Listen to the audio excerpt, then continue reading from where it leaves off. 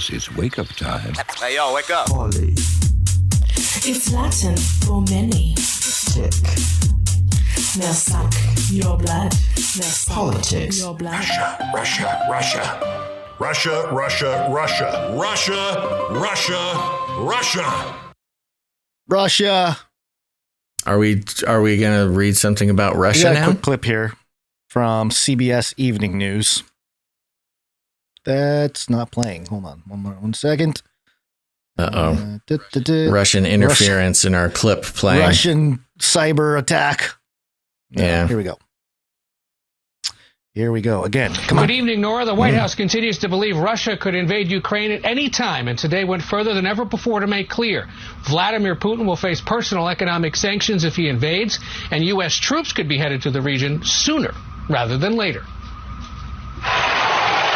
A Russian military show of force today on the country's western border with Ukraine, and no signs that Vladimir Putin plans to back down. That's why President Biden, shopping today at a small business in Washington, says he may soon deploy to Eastern Europe some of the almost 9,000 U.S. troops he's put on heightened alert. I may be moving some of those troops in the nearer term just because it takes time.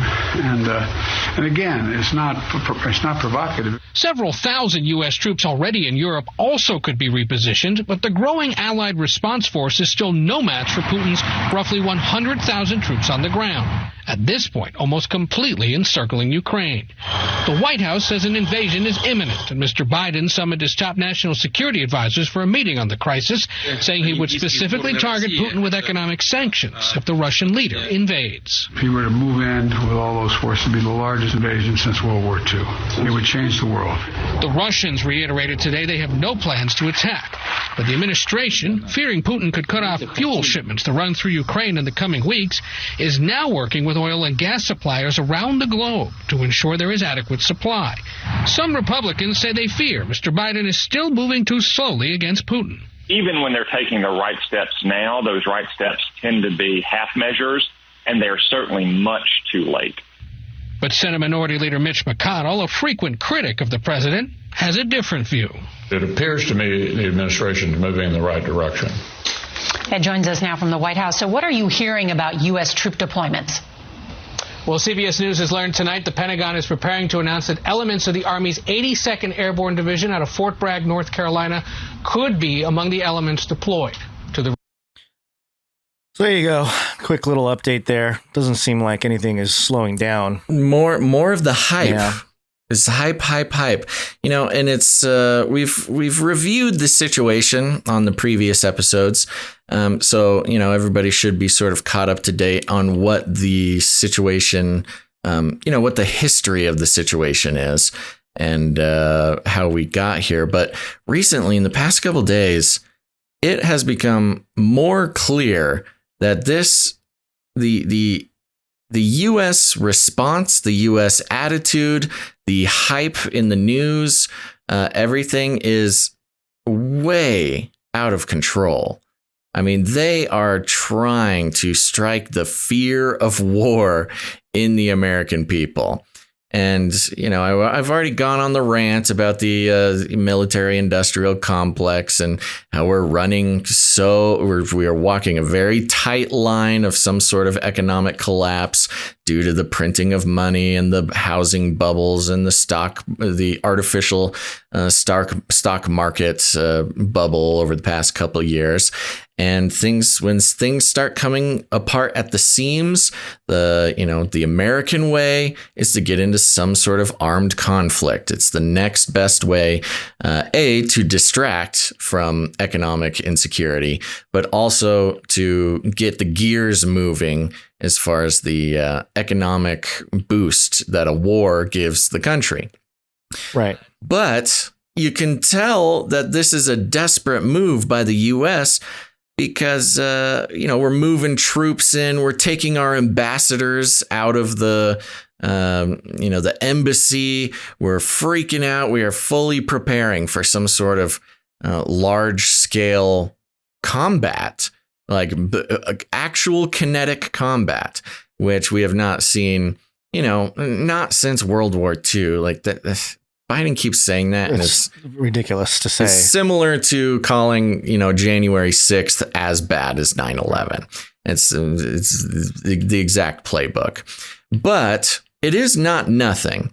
But the escalation that Biden has been perpetrating over the past few days is certainly not helping. It is almost as if he needs some sort of armed, combat in order to, traditionally presidents who go to war, it gives them a boost in their approval ratings, things like that. Yeah. And of course, God knows Biden could use it.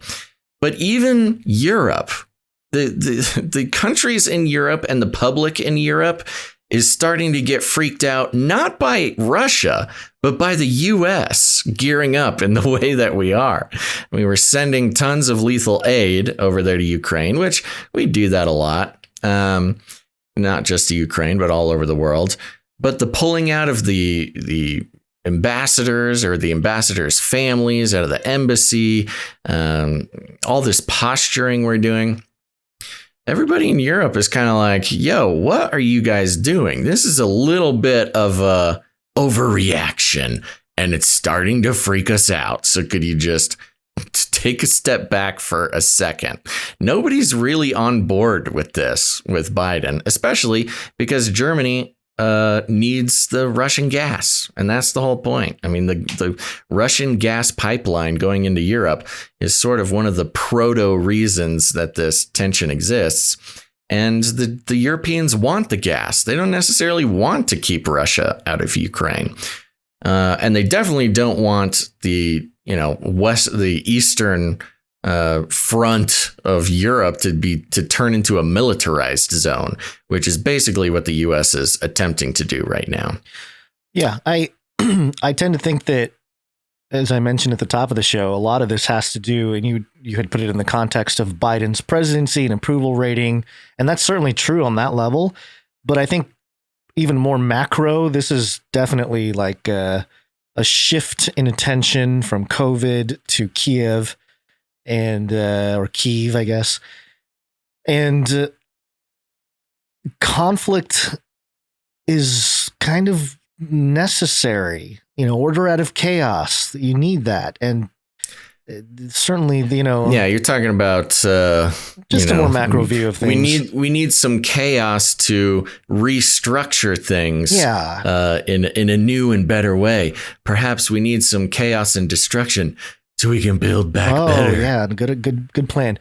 It did remind me of, this is something we've pointed out before, but if we go back to the Economist cover from 2016, the tarot cards, Trump Planet, the first card called the Tower is, and I've broken this down. I think this was actually the only one that I truly broke down. I was going to do all of them, but I think the Tower was the only video I made back when the Facelikethesun channel was around. But basically, the card shows a tower being struck by lightning.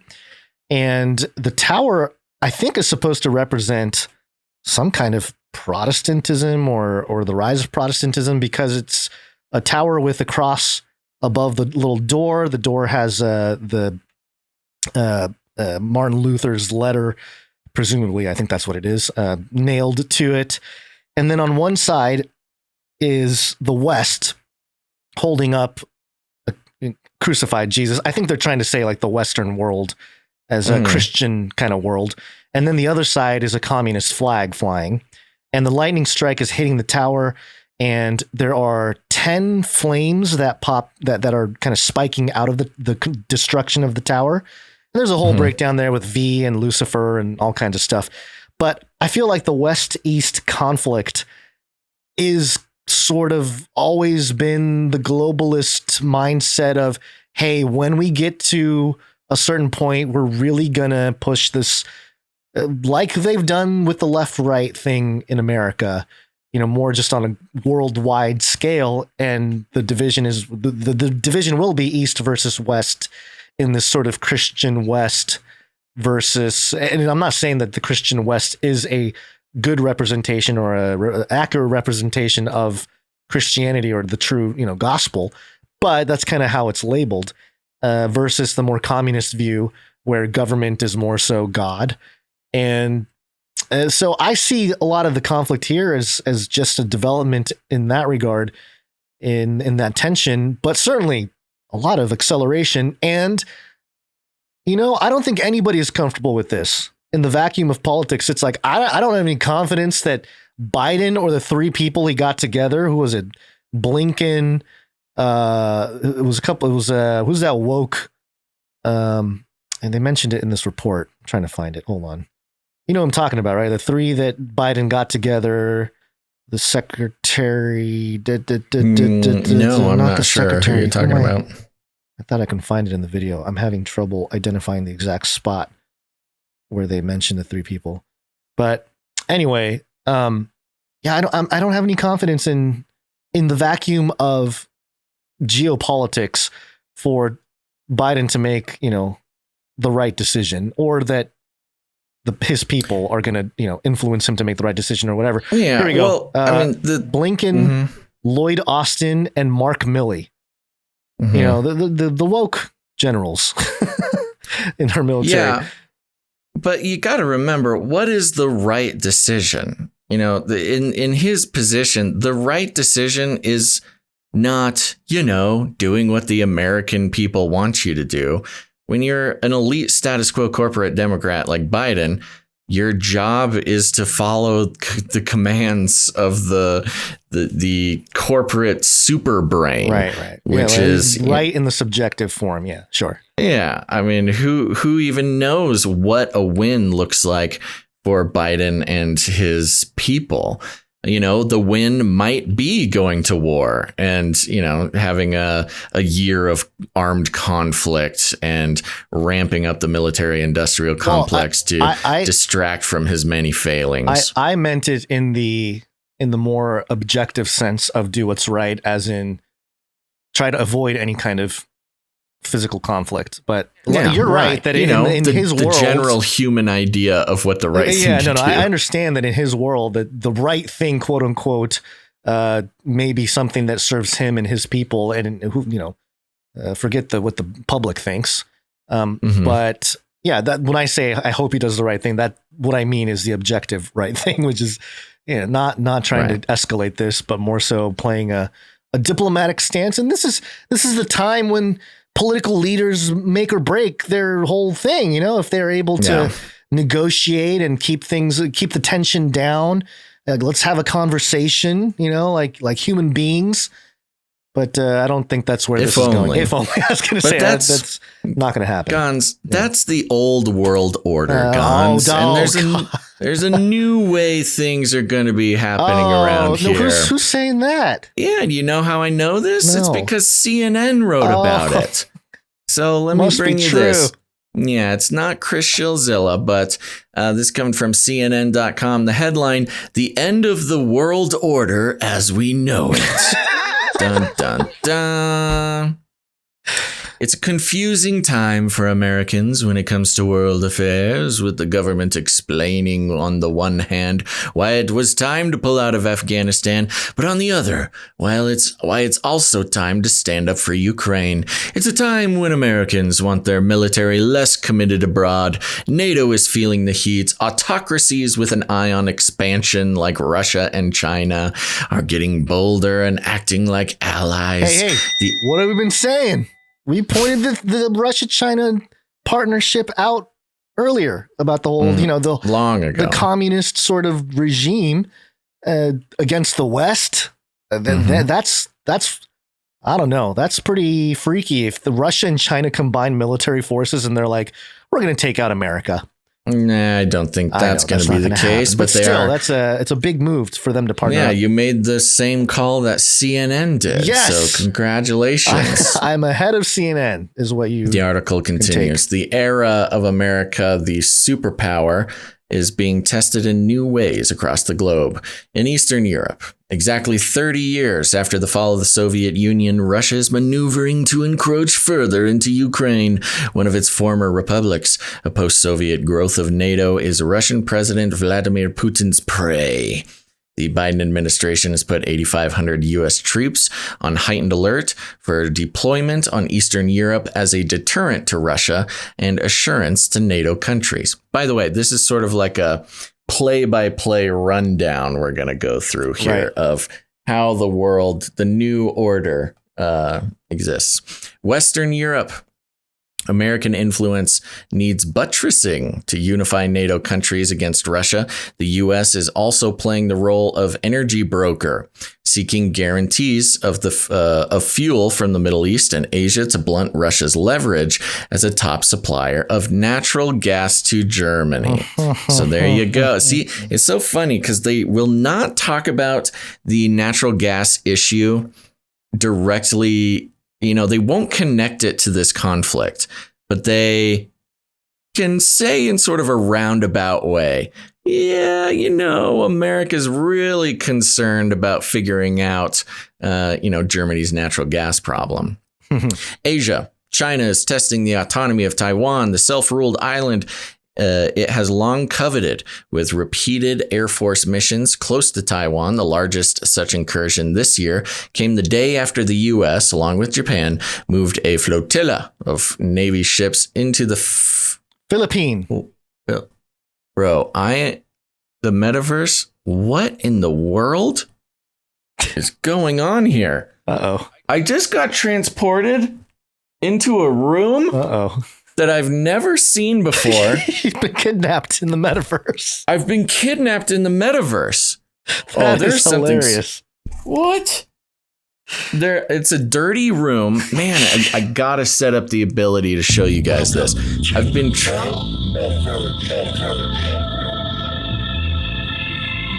This is not good. I gotta figure out. No, it's worse. I'm in like a dirty teenager's room.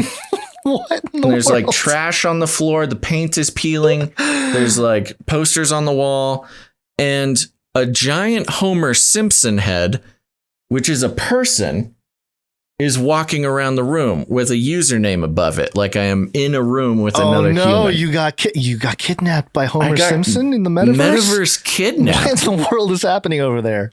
I don't know. It's the New World Order, man. Okay, I got to do some like hard escape maneuvers here. Why don't you start reading this? Okay. This thing, because, oh my gosh, what is he doing? I'm just in a room with a random other metaverse person dressed as Homer Simpson. He's looking right at me. I wonder what he sees. What do I look like? I was going to say, it's kind of weird that he's kind of infiltrating. He kind of hacked our show. He hacked somehow. Homer Simpson wearing guy has hacked our show through the metaverse. I told you it was a bad idea, bro. I wonder if he can hear me. He probably can. He's probably thinking. Homer, wave at me if you can hear me. He can't hear you. He's not waving. Or he's just really mean. Or I got to get out of here. Meanwhile, this is weird. Shut off from the world, North Korea has ramped up its missile testing. All right, Middle East. Do we really want to go through all these? I don't know, man. I'm trying to escape like a Saw style kidnapping over here. Okay. And return to home. I think we get the point. Let me just read the sections here. Asia. There's the Middle East. There's the American role. I'll read the American role here. All of these situations are years in the making, but the emerging question is what role the U.S. will play going forward. The standoff over Ukraine suggests U.S. opponents sense weakness and see an opening now. Quote, the building challenges to U.S. authority came at a moment when there is a widespread perception abroad that Washington is not the power it was for the second half of the 20th century, writes CNN's Stephen Collinson.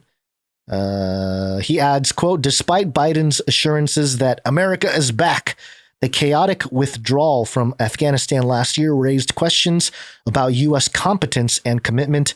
U.S. adversaries know Americans are exhausted by 20 years of war abroad, a factor that may lead some to calculate that Washington could waver on its strategic obligations for political reasons. Something that we've been saying, that the U.S. is definitely weakened with the Biden presidency. There's the Putin factor. Okay, the West is not entirely united on Russia. Got it. And that's it. So this is, according to CNN, the end of the world order as we know it. Let's move on here.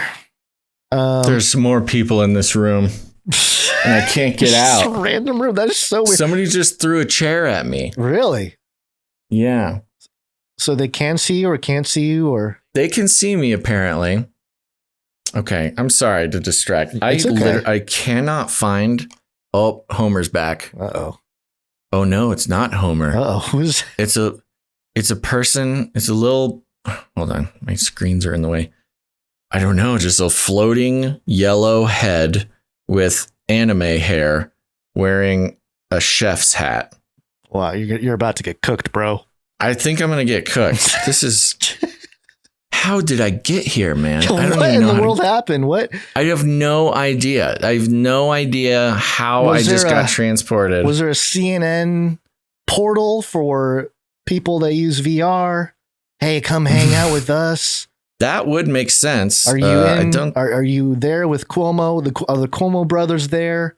Is Stelter there in a Homer? Chris Shilzilla.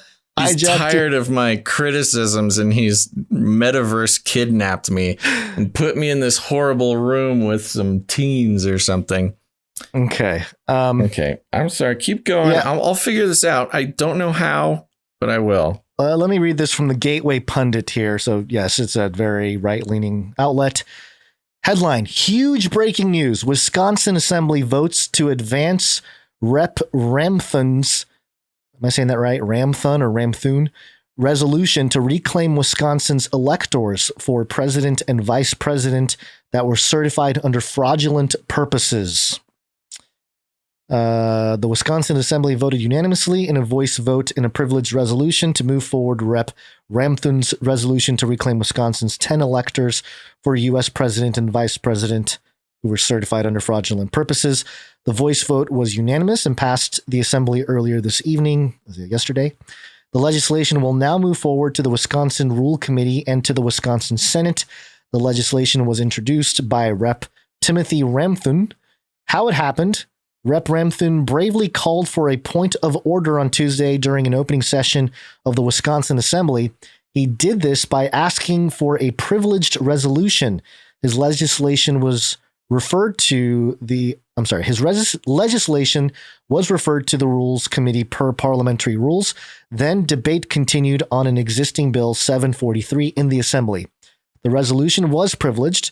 This way, they were able to do a vote within the session that was currently in place, and the result was all yes, a unanimous vote to move the legislation to the Rules Committee. It's in the hands of Speaker Voss, a Republican. So Speaker Voss and the rest of the representatives have 10 days to answer back on whether he's going to push it to the floor for a vote. It is not clear what the Wisconsin Senate will do with it yet.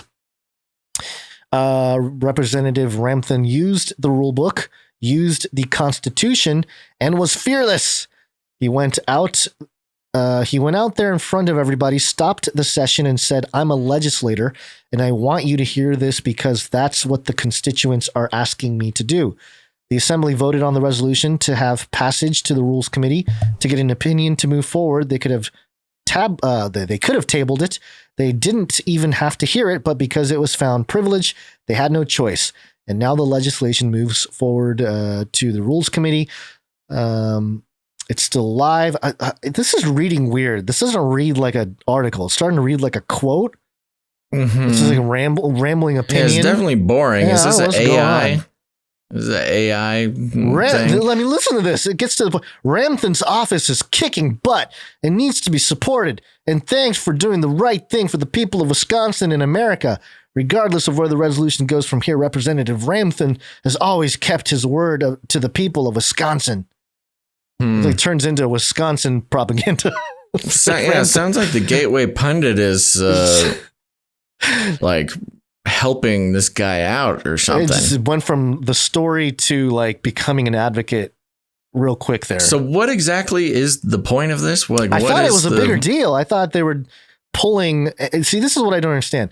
Because they said they're pulling their electors, reclaim Wisconsin's electors for president and vice president. I thought it had something to do with the elections. And, they're pulling back their electors or something. like reversing their count or something. I don't know. Yeah, like election related thing. But maybe it's not. I don't know. People were sharing it like it was a big deal. So I thought you would know more about the, given the details, but I guess you didn't. I don't really know. I haven't heard much about this, and I'm not even 100% sure on what it is. So I wish I could comment more on it. In other news, I did escape my kidnappers. Good. I'm back in my own home. I've never been so happy to see digital birds like dive bombing me. I don't even know why that room existed. Yeah, what was that? What happened? I have no idea. Somehow I got put into some like a hangout room with other metaverse people. A lot of the metaverse is just like hanging out with other metaverse people. I wonder if people just did kind of like a mass invite and you accidentally hit accept or something. That could have been it. That's the Occam's razor explanation. Otherwise I have no idea how that happened, but I did figure out how to get out. So now I know how to escape metaverse kidnappings. Maybe that could be my new thing. I'm always finding new things I could do. You can take a class on like self-defense and escaping kidnappers, stuff like that. I'll do the same thing with metaverse. How to stay free in the metaverse, man.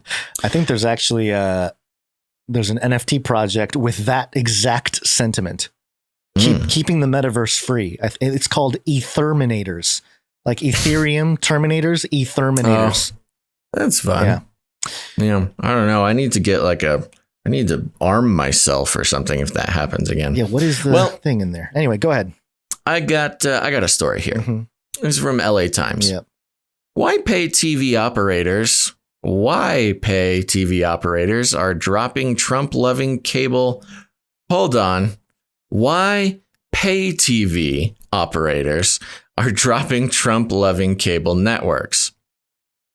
That is a weird way to put that headline, isn't it?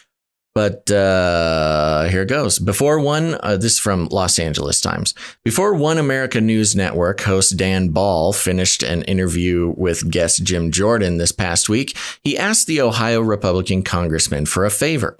Quote, please put some pressure on AT&T and DirecTV for us, said Ball, whose, quote, Real America, I think that's the name of the show, I guess, whose Real America airs nightly on the right-wing cable channel.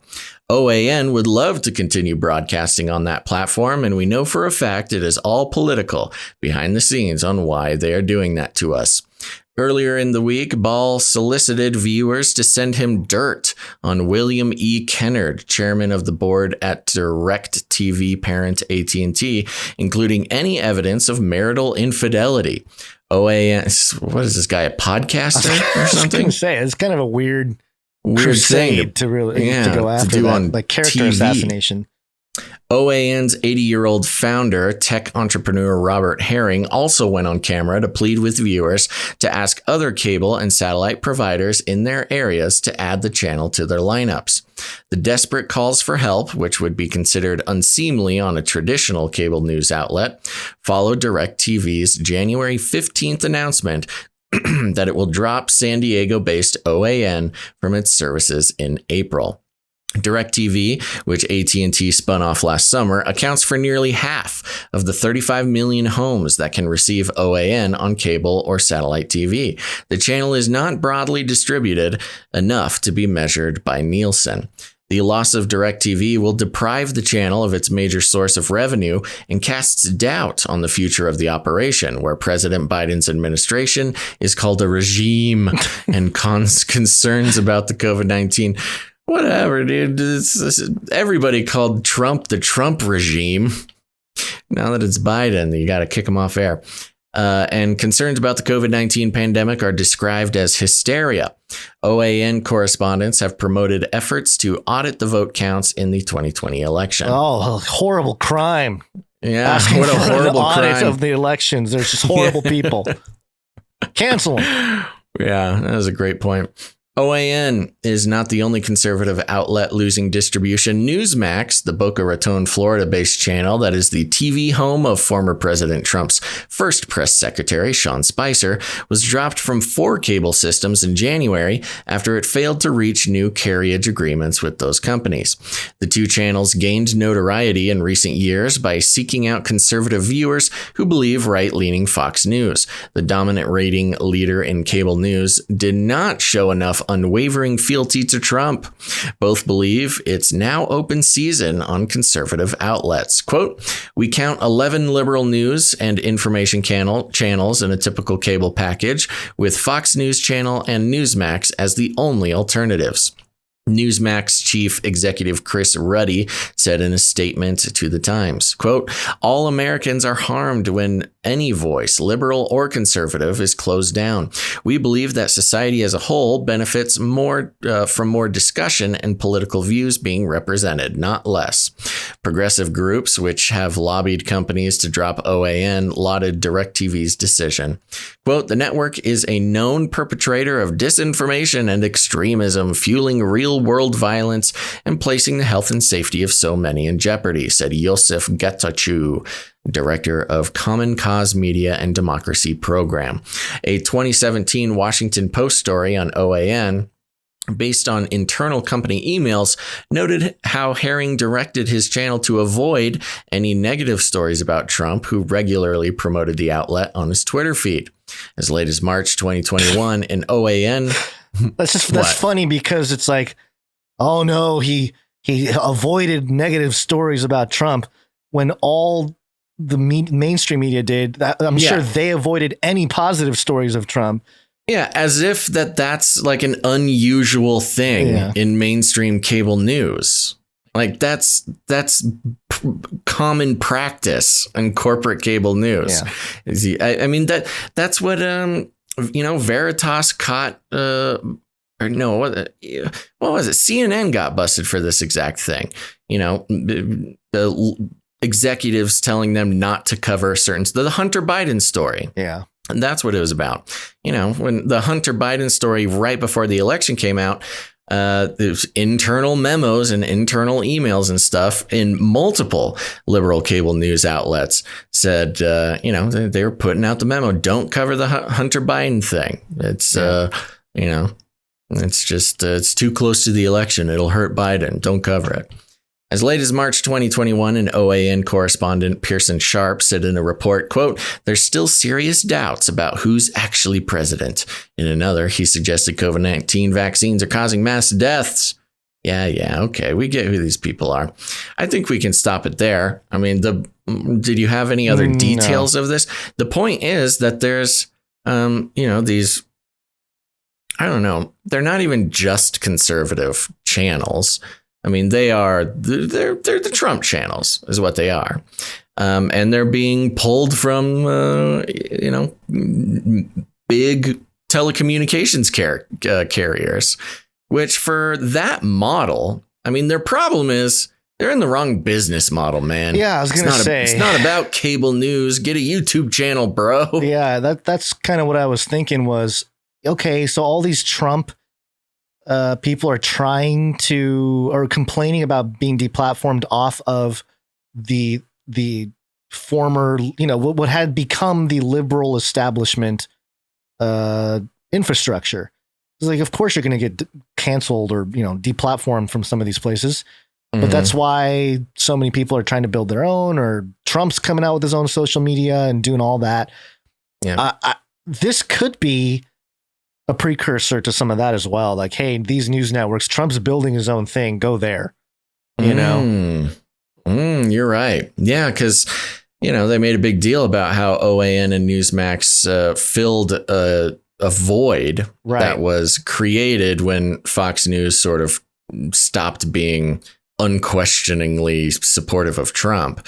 And so they scooped up, there's that whole campaign against Fox News, when tons of conservatives were turning against Fox News, which was their only option for cable news, conservative cable news. And so OAN and Newsmax did a great job of scooping up a lot of that stuff. Newsmax being sort of the more moderate, I believe. Is Newsmax kind of the moderate one, or is OAN kind of the radical one? They're both kind of right. Yeah. Leaning I think Trumpy. OAN is kind of the more Trumpian one, but they're both, they're both in the same business. It's weird because I never even when OAN was blowing up, I don't know, maybe 2 years ago, something like that, when it really became obvious that like, hey, these alternative news outlets for conservatives, it didn't feel like normal's not the right word. It didn't feel, it felt like it was ragtag kind of. Yeah. It always felt like that. Yeah. They were always like, look at us. Like, we're not saying we're just don't saying compare they it didn't, to us. We're a complete disaster compared to they didn't mainstream. It didn't quite make it to the level of like a traditional, like a clean, super high end cable show. But I think that's the point. I think that's good. And I mean that in a good way. Like, I don't even mean that in a bad way. Like, part of the problem with cable news and corporate news in general is that it's so clean that they're hiding something. Right. Or it feels like, that they're hiding something. Yeah. It's this shift. It's kind of a paradigm shift going on. And it's bigger than just, Newsmax versus CNN or whatever. Right. It's the paradigm shift between centralized information and the decentralized information. I mean, you can pretty much guarantee that OAN and Newsmax, I'm sure they already do podcasting and stuff, but you don't. And a lot of these news network, not news networks, these cable networks that they are available through, they have to pay to be on. We could technically be on TV if we paid the money that we don't have. And there are other solutions for that digitally online. I mean, there's all sorts of Roku, companies that you pay to be on their thing, and they feature you and you get access to millions of viewers, stuff like that. But it's, you're getting into a business model at that point. Right. That's not really a mission-based operation. And that's the thing that we all need to remember. No matter what you think of OAN and Newsmax, I mean, I'm sure a lot of people listening probably like them or liked them in the past. And the point is that that is the business model, is to seem like you're not the mainstream. Right. And it worked for them on sort of a big scale. But, we're just moving into that era where you just don't need to be on cable television. And them getting kicked off of cable television, I'm sure will work out for them in the long run. I mean, it's the Streisand effect, It's all about getting kidnapped in the metaverse now, baby. Yeah, that's the real authentic experience that people want from their live to tape kidnapping. Mm-hmm. Yeah. When was the last time one of your news anchors got kidnapped in the middle of a broadcast? Fox News. I remember the earthquake from a few years ago when the lady on air went under the desk while the whole studio was shaking. That was great. Yeah. It's exciting. One more. Gets the people going. One more political story, even though it is kind of a great reset thing too. We need a great reset. Learn to use the dark side of the Force. DigitalJournal.com, leading anti-Great Reset political advocate and philosopher, to host groundbreaking Big Sky Worldview Forum event with GOP. This is why I had it under politics, Basil, specifically because of the partnership here with the GOP. Okay. On February 18th in Billings, Montana, founder and president of America 21, countering the Agenda 21, Mark Malone, will present a 2-hour talk for what promises to be a history-making event on what the Great Reset actually is and how it can be stopped. Quote, from lockdowns, economic devastation, and inflation to vaccine passports and shipping shortages, everything is linked to the reset, which is fundamentally a climate change project, not a COVID one, says Malone. A philosophy, science academic, and a man of faith. Quote, the Great Reset is politically underway via Agenda 2030 sustainable development in almost every city in America and indeed the world. It happens locally. Nothing is more important than ending sustainable development and regaining control of America's economy and infrastructure. Our future must be the freedom to choose what we do or don't do instead of the UN's global state choosing it. Our future must be sovereignty. The event will cover topics such as the importance of faith and significance of biblical stories to the Great Reset, why America is under attack, why Christians are under attack, how Agenda 21 and 2030 are reshaping our civilization, and the political remedy to save America from global governance. Woo! Sounds like, it's interesting because a lot of the sentiment here, I think you and I both agree with in terms of what the Great Reset is and, what the agenda is and all that. And even a man of faith here, Mark Malone, who I've never heard of Mark Malone, but, according to the press release here, he's a man of faith and, putting together something with the GOP to educate on the whole, Agenda 21 Great Reset conversation. But it's this whole mixing with kind of an American nationalism, like an American nationalism, that it just puts up a little bit of red flags for me. Anytime it's all about, not all about, but it's mixed with the whole protect America narrative or agenda, I guess you can call it. Yeah, well, there's an agenda behind it. I mean, you can love America, but that gets played on. It gets preyed on, rather.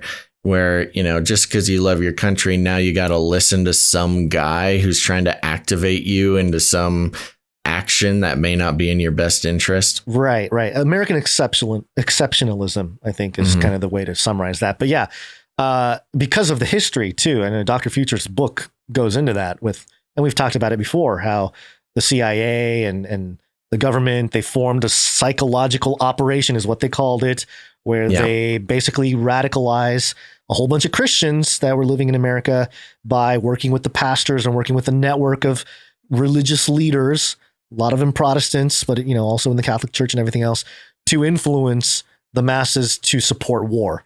So that's where I get really shady on what because again, overall, in sort of a grand view, I think we can agree with the problems with the Great Reset and how it's part of this globalization agenda. But the solution doesn't always lie in which is the same concept, feeding on people's ideology in order to promote an agenda that's not necessarily in their best interest. Right. Whereas working on a very similar strategy. Yeah. So I thought it was interesting because we have, and people have pointed out, this idea of a false light, this false sort of, what's the word? A false revival or false awakening of the masses taking place, where they think they're promoting the light, whereas all the globalist stuff is the darkness, and it's this duality. But if you pick a side there, you're sort of playing into a different kind of right-left paradigm, just a light-dark paradigm. And of course, it's goes back to all the biblical principles, test the spirits, Satan can masquerade as an angel of light, all those passages that warn us about, hey, it's not just the appearance of this type of stuff. It's really what's going on underneath. So anyway, just thought it was something to be aware of. And what's up with these Malones?